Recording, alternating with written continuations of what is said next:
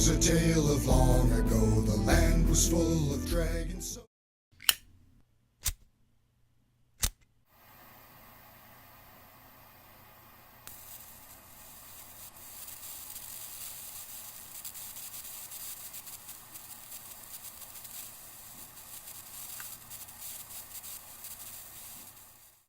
They were big and men did run. Being on fire was not much fun. The villagers were a buffet. Large stomachs groaned and moaned away. All you can eat and then some more when beasts got full. What's up? So welcome back to M&J Incorporated's Stoner Degree. Let's get started.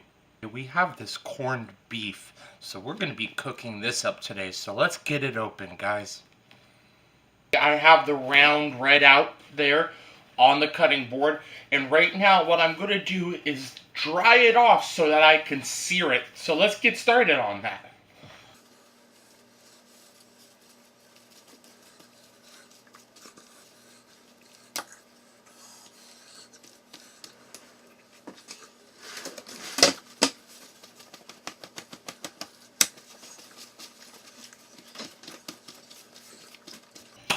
Now that we have our round already put out, we're going to season it with salt, pepper, and garlic powder. Word of advice, when seasoning this, do not be afraid to put a lot of salt and pepper on it.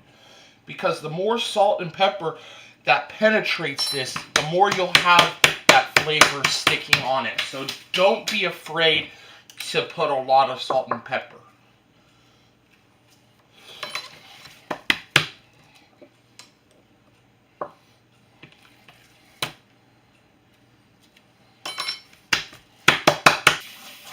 Wash your hands every so often. Make sure you get leftover grease on it off.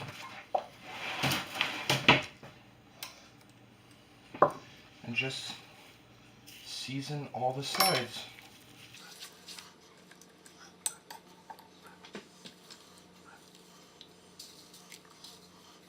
Spillage is nothing, guys. You lap that up on here and it will taste amazing. So like I said, lap up the excess.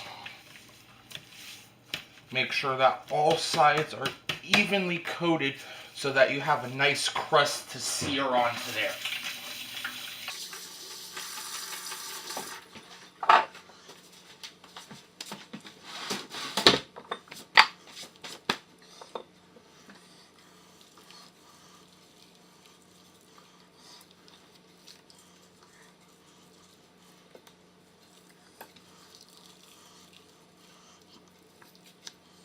If you need to take some trimmings off, just use your butcher's knife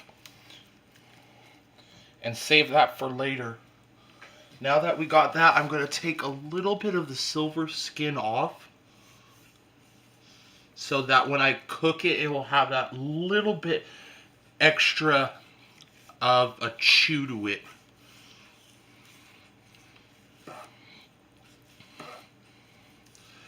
Don't judge my butchering skills, guys. I have none whatsoever, so I'm just trying to learn. Criticism is good. Don't let it deny you.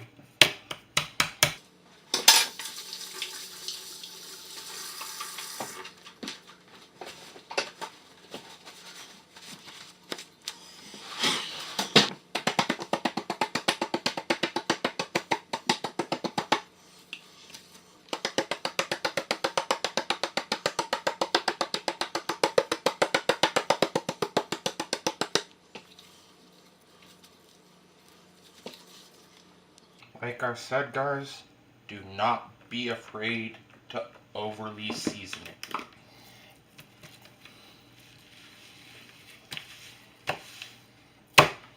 Now that we have that done, I'm going to score the top of this so that we have a nice sear.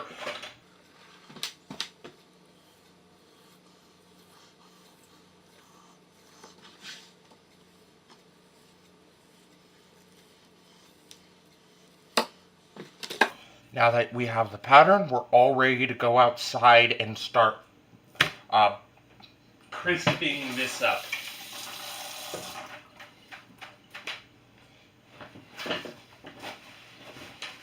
So to show you guys once again how I cut this up, I put incisions into the meat. And now, like I said, we're going to take this outside and sear. So one of the things I need to mention is that the M&J Incorporated house, searing is prohibited inside our house.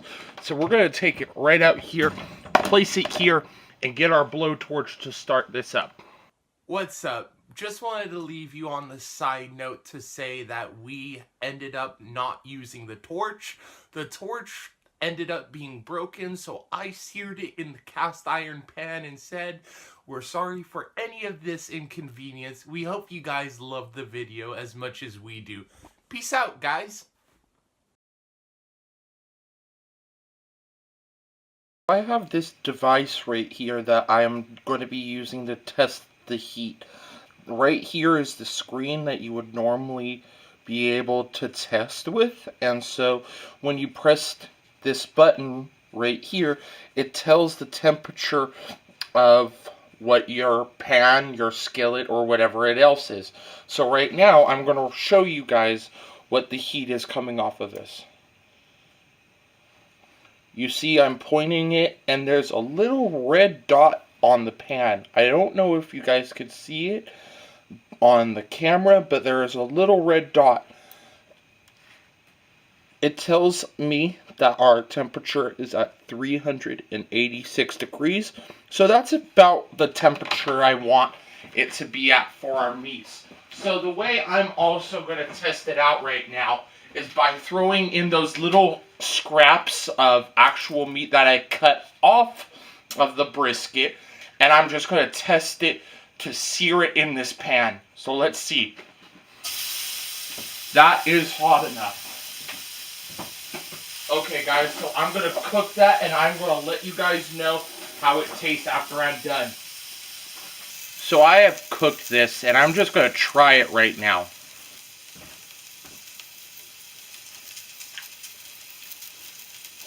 The seasoning on it is really nice. It has kind of a really salty flavor, as well as a peppery sort of flavor.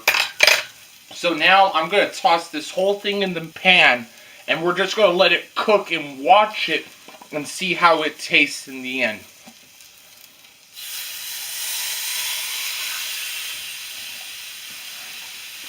So each side, I would say you would want to cook for about 5 minutes on each side, because we're not looking at truly trying to cook this throughout.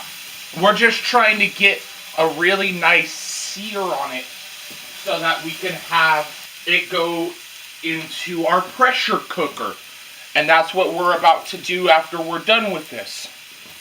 Right now I have Idahoan mashed potatoes, and we're going to be making a twist on this as well to go along with our brisket, guys. So as this is cooking right here, we have this pot right here that I'm going to turn on to high, add some butter and milk so that it makes it a little better for the flavor for the mashed potatoes. So I'm taking that much butter. I know it seems like a lot, but it's really not for this recipe. Trust me guys, you're going to like it.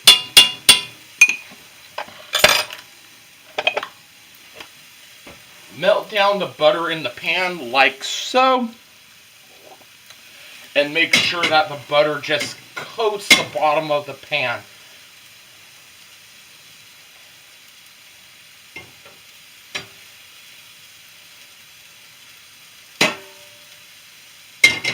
So now we're going to take this milk and dump it right in there with the butter. So I'm going to add some garlic salt.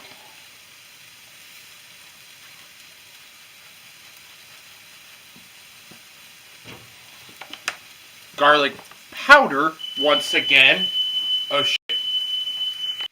Sorry for that little mishap here, guys. We are going to get back to this. So, like I said, garlic salt, garlic powder, and then we'll also be adding Italian seasoning to the mix. Stir it around a little bit. Italian seasoning.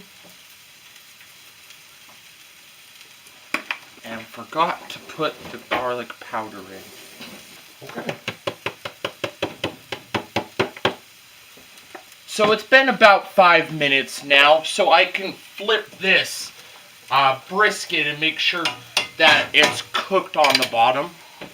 So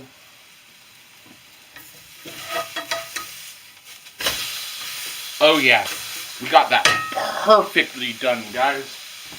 So now we'll be adding the Idahoan into this pot. Turn off, damn. So now we're gonna add this Idahoan in. Sorry for all the delays. Make sure that your heat is off so when you are putting the Idahoan in, that you're not making it like burnt, because you don't want the burntness tasting in your mashed potatoes. Close that up. Start stirring in your mashed potatoes.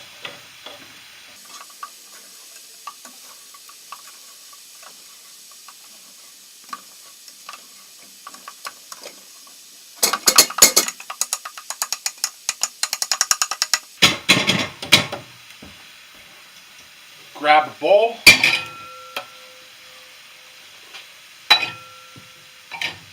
Slop up all that goodness into there.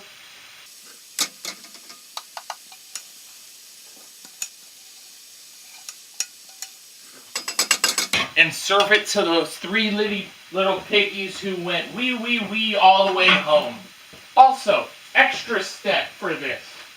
I love garlic parmesan, roasted garlic parmesan harvest snaps on top of mine. These make everything taste so much better. Put a few to the side. And I know most of you guys are thinking, oh, this guy is obsessed with chips. Yes, I am. Don't judge, it's my food. Pitmaster privilege. Make my food taste hella good.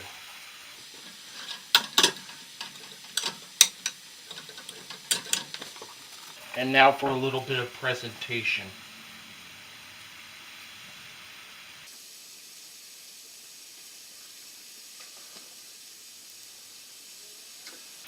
For presentation, I wouldn't say that looks half bad, would you guys? Would you? You want to try some of that? Now I believe that this brisket is actually done. So I'm going to check it on the bottom. Oh yeah, perfect. Perfect.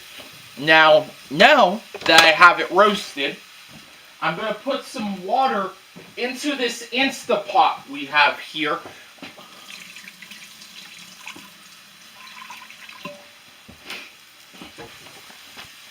Take this, and I'm going to place this right inside. Take a look, guys.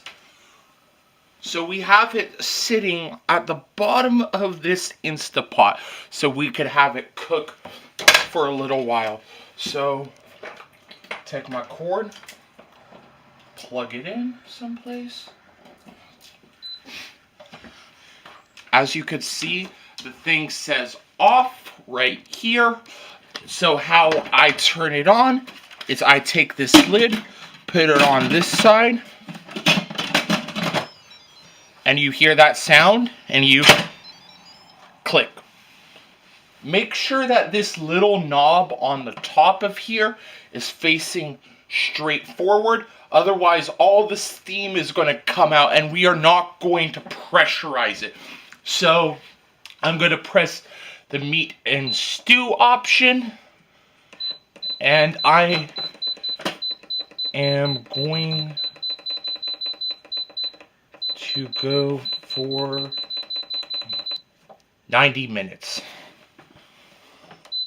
Slow cook for, slow cook for 4 hours. Let's go 3.5 hours. And we will see you guys in about 3.5 hours once this is done cooking, guys. For most of you people that are wondering why I seared it and then put it in the crock pot, here's an explanation. With the way you sear it, it's so that you could get this amazing looking crust. This crust is everything. The crust is what makes your meat juicier from the inside when you put it in the Instapot.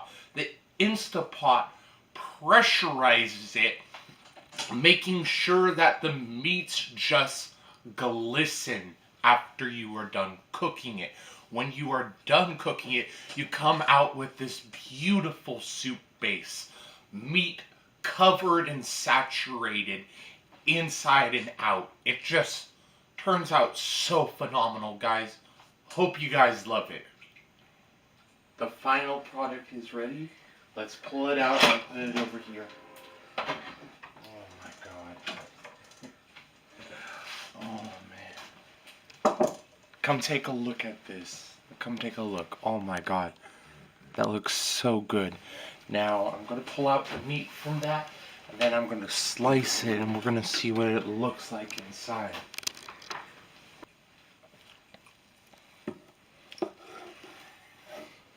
Look at how pink that is. Look at... Oh, that looks so tender.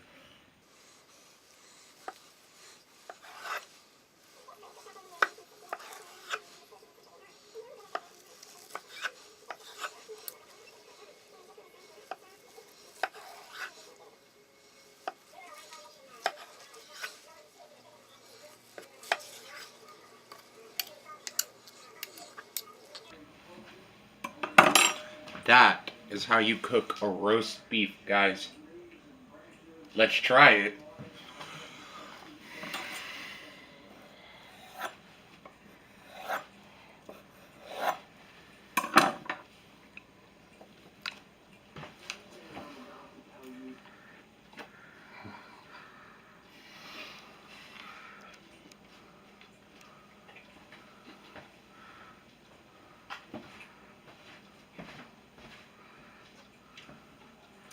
You need to try some.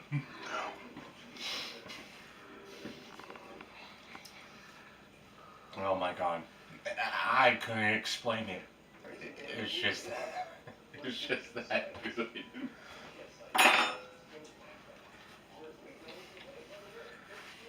Grab some bread.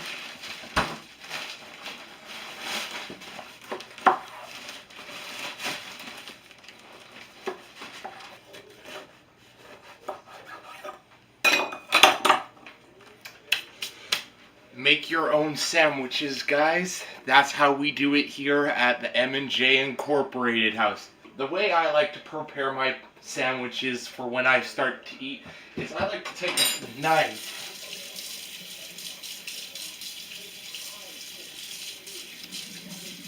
First, you have to make sure everything is clean. You have to take a knife and pick up my bread. I put a little bit of mayo on both sides of my bread.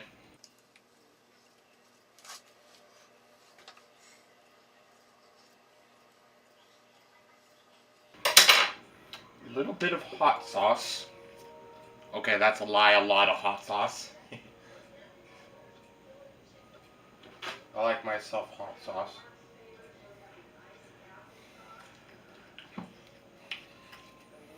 I take a few pieces of my meat, layer it, and then top it off. Okay. Cheers, guys.